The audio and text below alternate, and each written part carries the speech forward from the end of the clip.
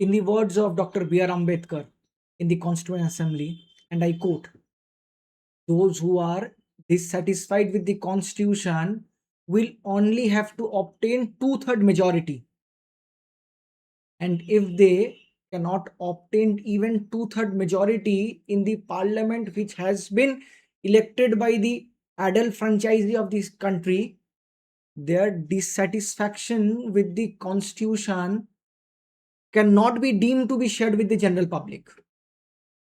Hello and welcome to Rise Eyes YouTube channel. আমি দেবব্রত সাহা আজকে amendments in the constitutions নিয়ে কথা বলবো। আমরা জানি রিসেন্টলি 131 কনস্টিটিউশনাল অ্যামেন্ডমেন্ট যেটা লোকসভাতে প্রেজেন্ট করা হয়েছিল সেটা 2/3 মেজরিটি পার করতে পারেনি। তো ডেলিমিটেশন কমিশন এই নিয়ে তো আমরা অলরেডি একটা ডিটেল টপিক কভার করে নিয়েছি, কিন্তু আপনাদের মধ্যে অনেকজনেরই এই কনস্টিটিউশনাল অ্যামেন্ডমেন্ট বিল আর স্পেশালি অ্যারাউন্ড আর্টিকেল 368 নিয়ে কিন্তু ডাউট থেকেই থাকে মেন্সের পার্সপেক্টিভ দিয়ে। আজকে আমরা সেটাকেই ক্ল্যারিফাই করব। যদি ক্ল্যারিফাই করি, ইউপিএসসিতে এটা কোথায় হেল্প করবে, যেরকম বোঝাই যাচ্ছে জিএস পেপার 2 পলিটিতে হেল্প করবে। যদি পলিটিতে হেল্প করে, প্রশ্ন কিরকম হতে যাচ্ছে, রিডিং দিস আর্টিকেল এই প্রশ্নটাকে আপনি সলভ করবেন। মডেল প্রশ্নটাকে কি বলছে, the power to amend the constitution is a transformative tool, yet it is not an absolute power. In the light of the basic structure doctrine, discuss how constitutional amendment bill balance the need for parliamentary sovereignty with the necessity of constitutional stability. 15 marks, GS2 polity. তো চলুন আমরা শুরু করি আজকের discussion on amendment of the constitution. Amendment of the কনস্টিটিউশনের জন্য একটা fair discussion করে নেওয়া, একটা ইন্ট্রোডাকশন করে নেওয়া খুব দরকার, যেখানটায় উই গেট টু সি যে কনস্টিটিউশন আমাদের একটা ডাইনামিক, ইন্ডিয়ান কনস্টিটিউশনটা কিন্তু খুব ডাইনামিক, যেটা কি খুব একটা মাইনুট ব্যালেন্স মেনটেন করে চলেছে between institutional stability and the evolving societal aspect. যেখানটা একদিকে আমাদের লং স্ট্যান্ডিং ইনস্টিটিউশন যেটা বহুকাল পুরনো, আর তার সাথে এক সাইডে যেখানটায় চেঞ্জিং সোসাইটি তার ডিমান্ডসগুলো, এই দুটোর মাঝখানে যাতে একটা ব্যালেন্স, একটা ব্রিজ ক্রিয়েট হয়, সেটাই কিন্তু ব্রিজ ওয়ার্ডটা মাথায় রাখবেন। কেন কি অন দি সেম নোট আমরা কনক্লুশন শেষ করব, এই সেম নোটেই ব্রিজ যাতে হয় সেটাই amendment to the constitution maintain করছে আর্টিকেল 368, যেটা কোথাও না কোথাও কি সার্ভ করছে অ্যাকচুয়ালি, এটা অ্যাকচুয়ালি আমাদেরকে সার্ভ করছে হলো গ্রোথ। যেটা গ্রোথটাকে সার্ভ করছে কেন, কেন কি নেশন, আমাদের নেশনটা ইমার্জ করছে through socio economic and political realities, যেখানটায় এই রিয়ালিটিসগুলোকে আলটিমেটলি তো গ্রোথে যদি চেঞ্জ করতে হয়, আমরা খুব একটা রিজিডও মেনটেন করতে পারবো না, আর খুব একটা ফ্লেক্সিবিলিটিও মেনটেন করতে পারবো না। তো আবার এই অ্যামেন্ডমেন্টটা যেটা আমাদের কনস্টিটিউশন রিজিডিটি আর ফ্লেক্সিবিলিটির মাঝখানে ব্যালেন্সটাকে ক্রিয়েট করছে, সেই ব্যালেন্সটাকেই মেনটেন করছে অ্যামেন্ডমেন্টটা, যেখানটা একদিকে আমাদের ইনস্টিটিউশনাল স্টেবিলিটি, আরেকদিকে চেঞ্জিং সোশো ইকোনমিক স্ট্রাকচারস, সেই দুটোর মাঝখানে ব্রিজটা ক্রিয়েট করছে। এর মাঝখানে কোথাও না কোথাও আমাদের ডেমোক্রেটিক উইল আর বেসিক স্ট্রাকচারটা, এই দুটোই যাতে একটা ফাইন ব্যালেন্স হয়, আর আমাদের যে কোর ভ্যালুস সেটাকে মাথায় রাখা যেতে পারে, যাতে আমরা কোর ভ্যালুসের সাথে কম্প্রোমাইজ না করি, সেটাও এই জিনিসটা, এই অ্যামেন্ডমেন্টটা এনশিওর করে, যেটা কি balancing parliamentary power with constitutional supremacy, যেখানটায় পার্লামেন্টারি পাওয়ার কি চেঞ্জিং দি কনস্টিটিউশন, আর whereas constitutional supremacy যে institution, constitution the founding head of the democracy, তো fountain head of the democracy, এই দুটোর মধ্যেই যাতে একটা ব্যালেন্স মেনটেন করে, সেটাই article 368 amendment to the constitution করছে। আমাদের টাইটেলও কিন্তু সেটাই, কনস্টিটিউশনাল অ্যামেন্ডমেন্ট ইন ইন্ডিয়া। তার প্রসেস যেটা আমরা এখন দেখবো, ইন্ট্রোডাকশন দেখে নেওয়ার পরে, আর তার কিছু ডিটেলসগুলো দেখবো, যাতে এই রকম যদি একটা প্রশ্ন আসে যেখানটায় খুব অ্যানালিটিক্যাল পার্সপেক্টিভ দরকার হবে, সেটা যাতে আমরা অ্যাড্রেস করতে পারি আর ডিটেলসে যাতে জানি, যাতে prelims as well as mains, specially মেইনসে যাতে আমরা ইজিলি একটা সুন্দর অ্যান্সার লিখে বেরিয়ে আসতে পারি। দি সেকেন্ড পার্ট, যেখানটায় এই যে কনস্টিটিউশনাল অ্যামেন্ডমেন্টটা হবে তার প্রসিডিয়ার কি আছে তো কনস্টিটিউশনে মেজরলি দুটো পার্টে ডিভাইড করেছে। ইয়েস, আপনারা জানি 3টে পার্ট বলছেন, কিন্তু একবার দেখুন এই জায়গাটা ডুয়েল পার্টের মধ্যে, খুব সুন্দর করে বোঝা যাবে। দি ফার্স্ট পার্ট ডুয়েল পার্টের মধ্যে, কেন কি কিপিং ইন মাইন্ড যে আমাদের constitution is E fine balance of rigidity and flexibility, যেটা আগেই আমি মেনশন করেছিলাম আপনাদের কাছে। তো সেখানটায় ফার্স্ট পার্ট, ডুয়েল পার্টের মধ্যে ফার্স্ট পার্ট যেটা ফ্লেক্সিবিলিটি এনশিওর করে, যেটা হলো amendment by the simple majority, that is outside the scope of article 368। Yes, you heard it right, DD Basu এই কথাটাই বলেন যে it is the outside the scope of 368। সেখানটায় অর্ডিনারিলি লেজিসলেটিভ প্রসেস দিয়েই করা যাবে। জাস্ট কি করতে হবে আপনাকে, simple majority 51% of present and voting. কোন কোন ক্ষেত্রে এটা অ্যাপ্লিকেবল হবে? Creation or alteration of states, abolition or creation of legislative council, আর স্যালারিজ অ্যান্ড অ্যাডমিনিস্ট্রেটিভ প্রসেস, যেগুলো খুব লেম্যান টার্মসে আমরা দেখতে পারি, যেখানটায় framers of the constitution, the four fathers, তারাও কিন্তু এই জিনিসটাকে এতটাই সিম্পল রাখতে চেয়েছিল, কেন কি এটা খুব একটা নন ফেডারেল পার্ট আর খুব লেস ফান্ডামেন্টাল। তো এইগুলোকে, যেগুলো খুব ডে টু ডে চেঞ্জেস আনতে পারে, সেইগুলোকে কিন্তু তারা রিজিড কোনো সময় করতে চায়নি, আর তার জন্যই কিন্তু এই পার্টটাকে তারা সবসময় ফ্লেক্সিবল রেখেছে। তার জন্য in terms of getting the majority 51% only present and voting, আর তার সাথে একটা সিম্পল মেজরিটি, যেটা কি এই নন ফান্ডামেন্টাল পার্টসগুলোকে কাটার পর। দি নেক্সট পার্ট, দি অ্যামেন্ডমেন্টস আন্ডার আর্টিকেল 368, যেটাকে আমরা ফর্মাল অ্যামেন্ডমেন্ট প্রসেসেস বলি। সেখানটায় আমরা মেজরলি দুটো পার্ট দেখবো। ইউজুয়ালি যেটা আমরা 3টে পার্ট দেখি, এরকম করেই প্রথমে দুটো পার্ট থাকে, তারপরে সেকেন্ড পার্টের আরো দুটো পার্ট থাকে বলে টেকনিক্যালি 3টে পার্ট হয়ে যায়। এখানটায় the first part would be special majority. এই স্পেশাল মেজরিটিতে কি দরকার আমার? এই স্পেশাল মেজরিটিতে আমার দরকার হলো special majority not only 51% present and voting, তার সাথে 2/3 majority, not only 51% total member present in the each house, Lok Sabha and Rajya Sabha, তার সাথে 2/3 অফ মেজরিটি যারা মেম্বার্স প্রেজেন্ট অ্যান্ড ভোটিং। যেটা প্রথম ক্ষেত্রে আমরা দেখতে পাচ্ছিলাম only simple majority 51% of present and voting, এখানটায় সিম্পল মেজরিটি তো আছে in terms of total membership of the house, কিন্তু যদি আমি in terms of present and voting বলি, সেখানটা কিন্তু 2/3 হয়ে যাচ্ছে। এই 2/3 কথাই কিন্তু কোথাও না কোথাও ডক্টর বি আর আম্বেদকর প্রথম, যেটা আমি ওপেনিং স্টেটমেন্টে বলেছিলাম, সেটাকে মেনশন করেছিল। এটা কোথায় কোথায় ইউজ হয়? এটা আমরা মোস্টলি ফান্ডামেন্টাল রাইটস, ডিপিএসপি, আর তার সাথে যেই মেজর কিছু চেঞ্জেস যেগুলো ফান্ডামেন্টাল থাকে, সেখানটায় এই অ্যামেন্ডমেন্টসটাকে আমরা দেখতে পারি। The next part, the most important part, যেটা কি এইবারে 31st কনস্টিটিউশনাল অ্যামেন্ডমেন্টের সাথেও কিন্তু related, the amendment by special majority and state ratification for this kind of amendment, যেটা কি ফেডারাল স্ট্রাকচারকে চেঞ্জ করে। ফেডারাল স্ট্রাকচারকে চেঞ্জ করে কিরকম? ইলেকশন অফ প্রেসিডেন্টে যদি কোনো চেঞ্জেস আনতে হয়, তবে এই মেজরিটি নিতে হবে। কি মেজরিটি সেটা দেখব। যদি এক্সিকিউটিভ পাওয়ার্সে কিছু চেঞ্জ হয় ইউনিয়ন অ্যান্ড স্টেটসের, তবে এই মেজরিটি লাগবে। যদি সুপ্রিম কোর্ট আর হাইকোর্টের কোনো পাওয়ারকে চেঞ্জ করতে হয়, তবে কিন্তু এই মেজরিটি লাগবে। Even distribution of legislative power and 7th schedule, and the most important, representation of states in parliament, important,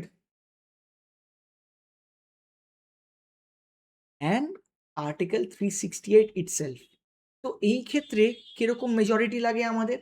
আমরা যেরকম আগেরটার ক্ষেত্রে যেরকম মেজরিটি দেখেছি, যে একটা মেজরিটি আমাদের সিম্পল মেজরিটি লাগবে অফ দি কনস্টিটিউশন, তার মানে the total member of the house, and present and voting এর 2/3 majority plus 50% ratification by the state. কেন? কেন কি ফেডারাল স্ট্রাকচার অ্যাটলিস্ট 50%। কেন? এখানটায় ফেডারাল স্ট্রাকচার আমাদের কোথাও না কোথাও হার্ম হচ্ছে। যদি ফেডারাল স্ট্রাকচার হার্ম হয়ে থাকে, বাট হার্ম তো বলবো না, ফেডারাল স্ট্রাকচারে চেঞ্জেস আসছে, যদি চেঞ্জেস এসে থাকে, তো ইট ইজ ভেরি ইম্পর্টেন্ট যে আমরা স্টেটদেরকেও এইখানটার কনকারেন্সে নিই।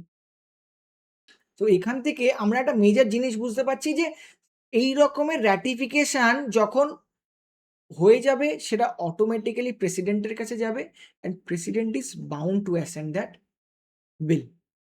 এই বাউন্ডেশনটা কোন কনস্টিটিউশনাল অ্যামেন্ডমেন্ট দিয়ে এসেছিল আপনারা কিন্তু কমেন্ট বক্সে নিশ্চয়ই লিখে জানাবেন। দি নেক্সট পার্ট, যেখানটায় যে বেসিক স্ট্রাকচারটা মনে আছে প্রশ্নতেও জিজ্ঞেস করছিল, সেটাকেই এখন কোথাও না কোথাও অ্যাড্রেস করবো স্টেপ বাই স্টেপ। তো যে চেঞ্জেসগুলো আমরা করবো কনস্টিটিউশনে, তো সবকিছু কি চেঞ্জেস করতে পারবো? যেরকম আমরা আগের দিকে দেখছিলাম, একটা দেখছিলাম outside the purview of article 368 আর একটা হলো inside the purview of article 668। তবে কি সবকিছু কি চেঞ্জেস করতে পারবো?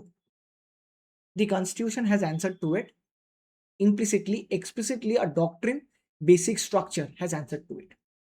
The doctrine of basic structure বলছে, বেসিক স্ট্রাকচার ডক্ট্রিন বলছে যে না, সব কিছু তো অ্যামেন্ড করা যাবে না in the constitution.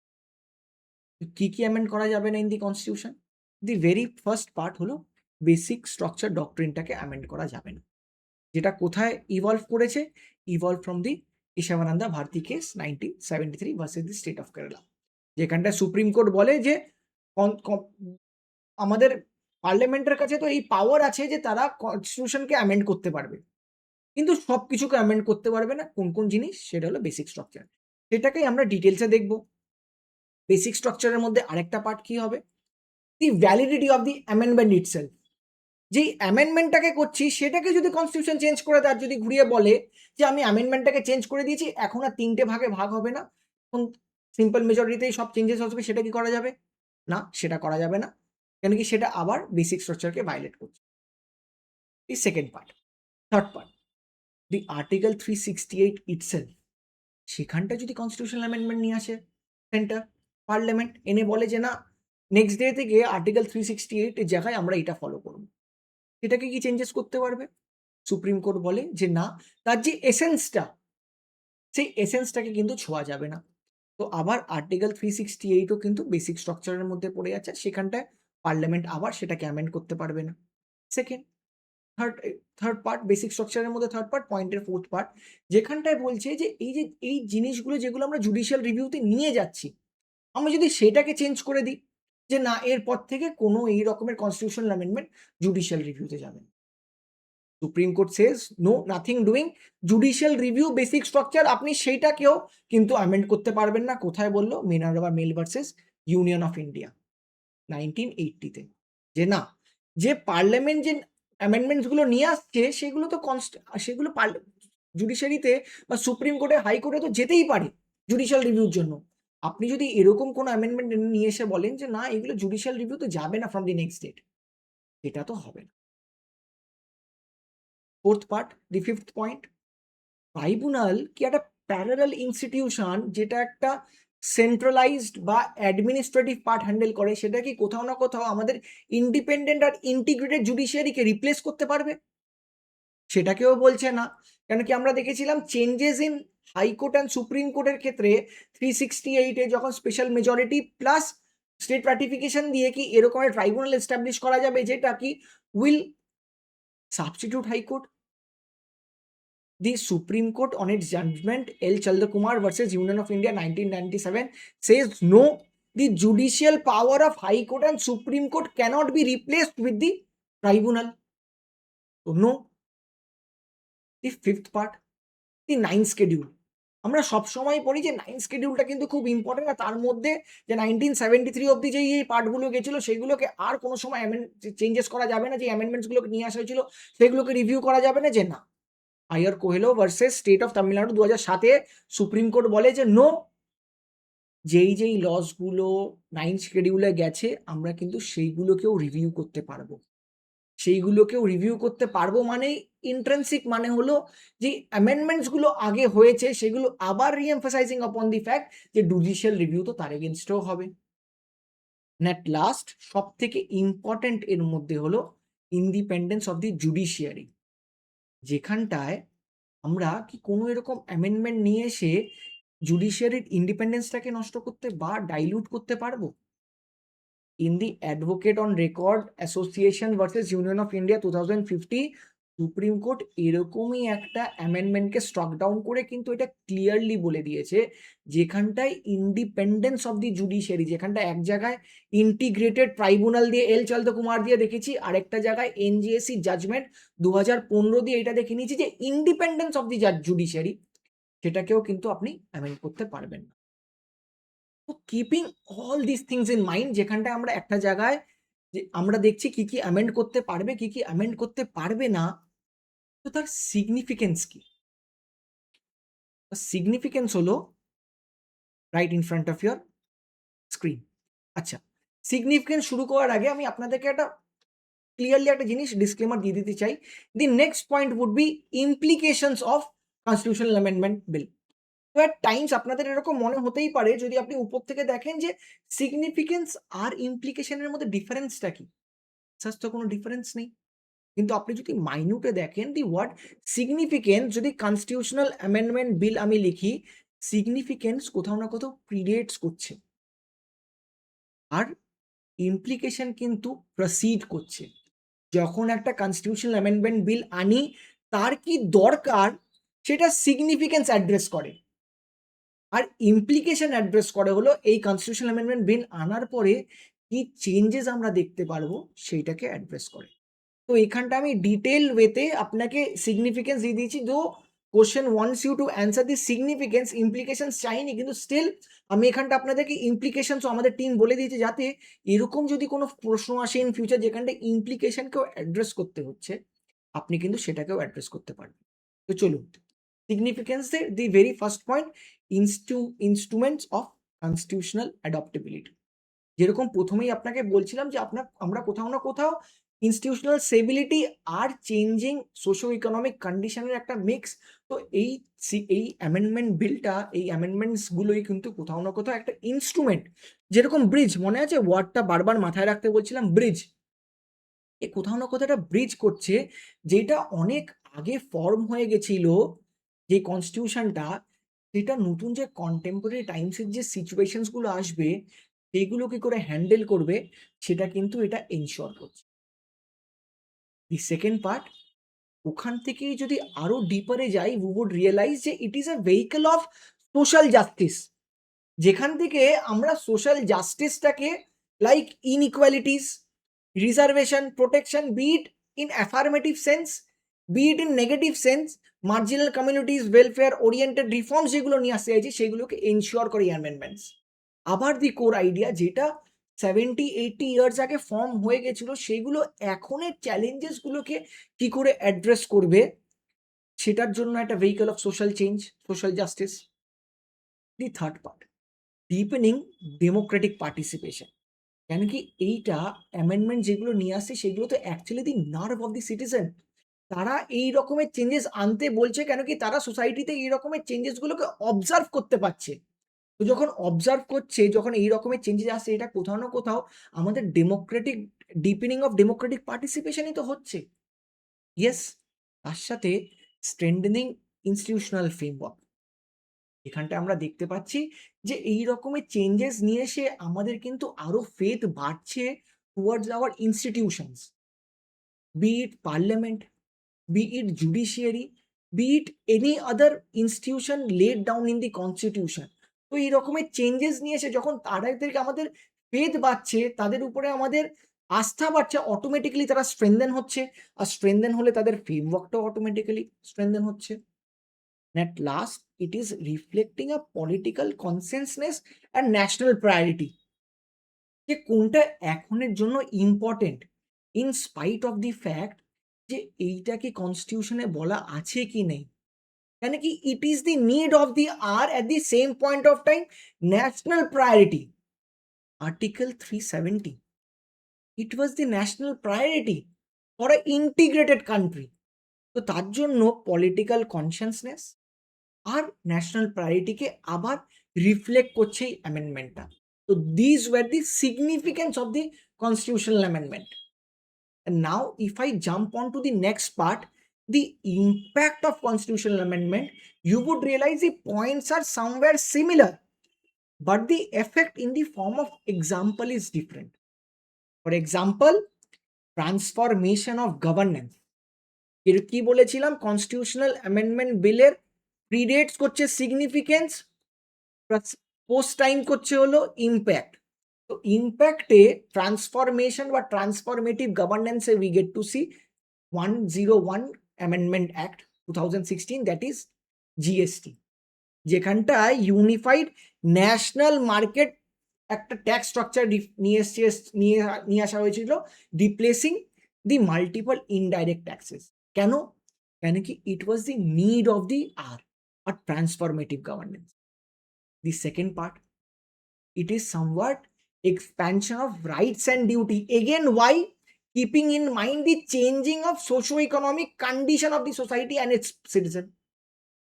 Example, 86 Constitutional Amendment 202, right to education for children from the age 6 to 14 and its correspondences, duty, fundamental duties in, be it DPSP, be it in fundamental duties. Third part, federal reconfiguration, যেই পার্টটা already আগেই 70 বছর আগে decide করা হয়েছিল, আর maybe তখন এই রকমের লিমিটেড রিসোর্সেস ছিল না, যেটা এমফাসাইজ করা হয়েছিল, এটা যাতে পরের দিকে চেঞ্জেসগুলো নিয়ে আসে, সেরকম একটা impact. Example, 73rd and 74th constitutional amendment, decentralisation, যেখানটায় আমরা টু স্ট্রাকচার গভর্নমেন্ট দেখছিলাম from the very beginning of the democracy, state and centre, এখানটা একটা থার্ড পার্ট নিয়ে এসেছিল, local self governance in the form of panchayat and municipalities, 1992-1993, decentralization. The fourth part, the emergence of basic structure of doctrine itself, কেন কি আবার আমরা দেখেছিলাম এটা 1973-তে একটা ডক্ট্রিন এস্টাবলিশ করা। তো যদি in the first place amendment নাই হতো ইন দি কনস্টিটিউশন, তবে তো এই রকমের ইম্প্যাক্ট তো আমরা দেখতে পারতাম না। তো যেখানটায় বেসিক স্ট্রাকচার ডক্ট্রিন একটা itself limiting power to the amendment, it is also an impact of the amendment, যেটার উদাহরণ আমরা 19th অ্যামেন্ডমেন্ট এনজিএসিতে আবার দেখতে পারি, যেখানটায় কোর্ট স্ট্রাক ডাউন করে দেয়। And at last, the political and ideological contestation. Yes, আমি বুঝতে পারছি যে you are also able to realize the fact that significance are impacted, though points গুলো সেম, ডিটেল এক্সপ্লেনেশন কিন্তু আলাদা। ইয়েস, এটাই কিন্তু আপনাদেরকে গুড মার্কস ফেচ করবে, যেখানটায় উপর থেকে কিন্তু একটা ব্রডার পার্সপেক্টিভ দিয়ে দেখলে আমরা দেখবো যে দুটোই কিন্তু সেম, কিন্তু মাইনর পার্সপেক্টিভ দিয়ে দেখলে কিন্তু আমরা দেখতে পাচ্ছি তাদের এক্সাম্পলগুলো কিন্তু দুটো আলাদা আলাদা ড্র হচ্ছে। যেরকম example, the same question can be written differently in GS paper 1 society, and the same question when comes to GS paper 2 social justice, সেটার কিন্তু ডাইনামিক্স আলাদা হবে। সেম কোশ্চেন যখন জিএস 1 জিওগ্রাফিতে আসে, তার ডাইনামিক্স আলাদা হয়। সেম কোশ্চেন যখন GS3 এনভায়রনমেন্টে আসে, সেটার ডাইনামিক্স কিন্তু আলাদা হয়। ঠিক সেরকম করেই এই পার্টেরও সিগনিফিকেন্স আর ইম্প্যাক্টটা কিন্তু দুটো আলাদা। তো এই পলিটিক্যাল অ্যান্ড আইডিওলজিক্যাল কন্টেস্টেশন এক্সাম্পল যদি দেখি আমরা, 42nd কনস্টিটিউশনাল অ্যামেন্ডমেন্ট, যেখানটায় তখনের গভর্নমেন্ট অফ দি আর কিছু জিনিস মাথায় রেখে তাদের পলিটিক্যাল আইডিওলজিস গুলোকে প্রেজেন্ট করেছিল থ্রু দ্যাট কনস্টিটিউশনাল অ্যামেন্ডমেন্ট, সেগুলো আবার রেকটিফাই হয়েছে ইন 44th কনস্টিটিউশনাল অ্যামেন্ডমেন্ট, যেখানটা দি দেন গভর্নমেন্ট অফ দি আর কিছু চেঞ্জেস নিয়ে এসেছিল, সেটাকে রেকটিফাই করেছিল আইডিওলজিক্যাল কন্টেস্টেশন দিয়ে। তো this are the impact.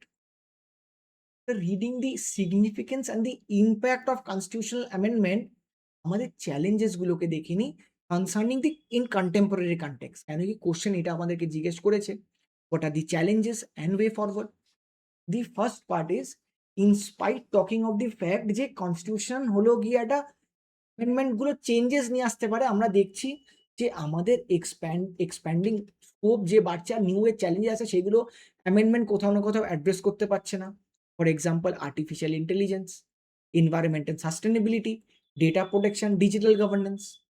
The second part, এটা কোথাও না কোথাও যখন the idea of doctor B R Ambedkar, আর পরের দিকেও যখন আমরা দেখছিলাম সিম্পল মেজরিটি অফ 51%, এটা কোথাও না কোথাও মেজরিটেরিয়ানিজমের দিকে তো ইঙ্গিত করছে না, যে যার কাছে, যেই গভর্নমেন্টের কাছে বা যাদের কাছে এই রকমের মেজরিটি থাকবে, তারা নিজের ইচ্ছা মতন যে কোনো কিছু করতে পারবে। তো risk of majoritarianism and over use of the constitutional amendment. The third part, এটা কোথাও না কোথাও the core idea of federal ব্যালেন্সকে ডিফাই করে দিচ্ছে। কেন কি আবার যদি আমাদের কাছে এরকম কোনো গভর্নমেন্ট থাকে যে গভর্নমেন্টের পাওয়ার সেন্ট্রালেও আছে আর স্টেটেও কিছু কিছু জায়গায় 50% আছে, তবে তো সে সেন্ট্রালাইজেশন অফ পাওয়ার করবে। তবে আবার যে ফেডারেল ব্যালেন্সটা এমফাসাইজ করা করা হয়েছিল বাই আওয়ার ফোর ফাদার্স, সেটা তো কোথাও না কোথাও ডিফাই হয়ে যাবে। আর এর সাথে কিন্তু আরেকটা বিগার পার্ট আমরা দেখতে পাচ্ছি যে এই পুরো জিনিসটাই কিন্তু একটা আইসোলেটেড চেম্বারে হচ্ছে ইন দি পার্লামেন্ট, যেখানটায় লিমিটেড পাবলিক পার্টিসিপেশন আছে, আনলাইক সুইজারল্যান্ড আর সুইডেন। তো এইটা কোথাও না কোথাও মনে হচ্ছে না যে ডিসক্রিমিনেটিং ইন ইটস ভেরি ফর্ম, যে তাদের সিটিজেনকে ভোট দিতে অ্যালাউ করছে না, যে এই রকম একটা মেজর চেঞ্জ যখন আসছে তাদের সিটিজেন কি বলছে যে না, একমাত্র পার্লামেন্টে ঠিক করবে। এটাও একটা ভুল জিনিস। তার সাথে আমরা দেখতে পেরেছি যত এই রকমের অ্যামেন্ডমেন্টস এসছে, ততই কিন্তু জুডিশিয়াল টেনশন আর কনস্টিটিউশনাল মোরালিটি নিয়ে প্রশ্ন এসছে। Till now what constitute constitutional morality, সেটা কিন্তু ক্লিয়ারলি ডিফাইন নেই আমাদের কাছে, ক্লিয়ারলি এক্সপ্লিসিটলি ডিফাইন নেই। তো আবার যতই রকমের অ্যামেন্ডমেন্টস হয়েছে, ততই কিন্তু আমরা দেখেছি loggerheads between the parliament and the judiciary, the executive and the judiciary, the legislative and the judiciary কিন্তু বেড়েছে। তো তার জন্য this were the challenges. If this are the challenges, what is the way forward to this challenges? এই চ্যালেঞ্জেসগুলোকে কি করে আরো বেটার আমরা অ্যাড্রেস করতে পারবো? The first part would be deepening of deliberate democracy, যেখানটায় আমরা কথা বলে বারবার ডিবেট করে, এক্সটেন্সিভ ডিবেট করে, both within the parliament and outside বা থ্রু দি কমিটি স্ক্রুটিনি, আমরা যে কোনো যদি অ্যামেন্ডমেন্ট নিয়ে আসি, তার আগে যাতে তার উপরে ডিলিবারেট ডিসকাশন হয়, একদম detail deepening discussion. The same point of time যেটা আমরা বলছিলাম আইসোলেটেড চেম্বারে ডিসকাশন হচ্ছে, সেটা যাতে কোথাও না কোথাও পাবলিক পার্টিসিপেশনটাকে আরো এনহ্যান্স করা হোক, ওয়াইডার পাবলিক কনসালটেশন নেওয়া হয়, অনেক সময় আমরা দেখেছি এরকম নেওয়া হয়, সেটা যাতে ফ্রিকুয়েন্টলি নেওয়া হোক। ইভেন ওয়ান নেশন ওয়ান ইলেকশনের ক্ষেত্রেও নেওয়া হয়েছিল, ইউনিফর্ম সিভিল ইউসিসির ক্ষেত্রেও নেওয়া হয়েছিল। The the third part, preserving the basic structure itself. এটা করতে গিয়ে কোথাও না কোথাও আমরা কিন্তু বেসিক স্ট্রাকচারকে হারিয়ে যেতে পারবো না। কেন কি 368 যেটা কনস্টিটিউশনে বলছে, বেসিক স্ট্রাকচার কিন্তু একটা doctrine that is bin innovation of judiciary. তো আমরা বেসিক স্ট্রাকচারটাকে যাতে প্রিজার্ভ করি আর সেটাকে যাতে লেজিসলেট করা হয়, যে এই পার্টগুলো তো লেজিসলেট করা যাবে না, যেটা এখন ডক্ট্রিনে আছে। যে ব্যালেন্সটা আছে বিটুইন ফ্লেক্সিবিলিটি অ্যান্ড স্টেবিলিটি, সেটা যাতে ইনশিওর হয়, সেটা যাতে কোনো সময় শর্ট টার্ম পলিটিক্যাল কনসিডারেশনে চেঞ্জেস না হয়ে যায়, যেটাকে আমরা মেজরিটেরিয়ানিজম বলছিলাম, যে এখন মেজরিটি আছে বলে আমরা চেঞ্জেস করে দিই, ইন ফিউচার দেখা যাবে, সেটা যাতে না হয়। আর কোথাও না কোথাও এই চেঞ্জেসগুলো যাতে আবার রিএনফোর্সিং ফেডারালিজমই হয়, যে ফেডারেল আইডিয়াগুলোকেই আবার রিএমফাসাইজ করি আমরা, যেটা সেন্টার অ্যান্ড স্টেটের রিলেশনটাকে আরো এনহ্যান্স করবে নাকি সর করবে। And at last, addressing the emerging rights, যেই প্রবলেমসগুলো নতুন আসছিল, যেরকম আমরা আগেও দেখছিলাম যে যেখানটায় নিউ এজ প্রবলেমসগুলোকে আমরা অ্যাড্রেস করতে পারছিলাম, সেগুলো যাতে অ্যাড্রেস করা হোক থ্রু অ্যামেন্ডমেন্টস আর new age challenges like digital rights, environment protection, technological governance, তার সাথে তার জন্য যাতে কনস্টিটিউশন রেডি থাকে for the future. With this I would end the main part of the answer. Now the ending note, that is constitution. Again একটা U shape relation আমরা draw করব, bridge keeping the word in mind, bridge. ইন্ট্রোডাকশনেও ওয়ার্ডটা use করেছিলাম bridge, বডিতেও ওয়ার্ডটা use করেছি bridge, কনক্লুশনের ওয়ার্ডটা use করব ব্রিজ। তো constitutional amendment is bridge, the constitutional amendment bill is the bridge of founding vision, যেটা ফাউন্ডিং ফাদারদের ভিশন ছিল in 1950 with the evolving aspiration of modern India, যে এখনের socio economic realities and the aspiration of the current society and the envisaged idea of the four fathers, এই constitution amendment কিন্তু একটা ব্রিজের role play করছে, যেখানটায় আবার এই ব্রিজটা কিন্তু in true strength তা lie করবে when it is guided by constitutional morality, institutional balance, and the core idea of justice. What constitute core idea of justice? The idea of liberty, equality, fraternity. প্রিরাম্বল কিন্তু বলছে এই জিনিসগুলো। তবেই গিয়ে we would see যে the true essence of constitutional amendment বিলের কিন্তু আমরা ধরতে পারবো, সেটাকে ইউটিলাইজ করতে পারবো, যাতে আবার সেই ব্রিজটাকে ক্রিয়েট করতে পারি যেটা কি আমাদের ফোরফাদার্সরা এমফাসাইজ করেছিল, আর নিউ এর চ্যালেঞ্জেসগুলোকে যেটা অ্যাড্রেস করবে। With this I would end today's discussion, and I would hope that today's discussion was indeed helpful for your preparation, be it for pre, be it for mains. And yes, যারা যারা আপনারা ভাবছেন যে আমরা তো men's বাংলাতে লিখব, তাদের জন্য আমাদের কাছে সেম কন্টেন্টটাই বাংলাতেও আছে, ওয়েল রিসার্চ ডকুমেন্টেড কন্টেন্ট, যাতে আপনাদের লার্নিং আর ল্যাঙ্গুয়েজের মধ্যে, লার্নিং আর কনসেপ্ট ক্ল্যারিটির মধ্যে যাতে ল্যাঙ্গুয়েজের কোনো ব্যারিয়ার না থাকে। With this, I would conclude today's session. And again, I would hope that this session was helpful, and if this session was helpful, I would also like you to like the video and subscribe to Rise IAS YouTube channel and keep preparing. Thank you.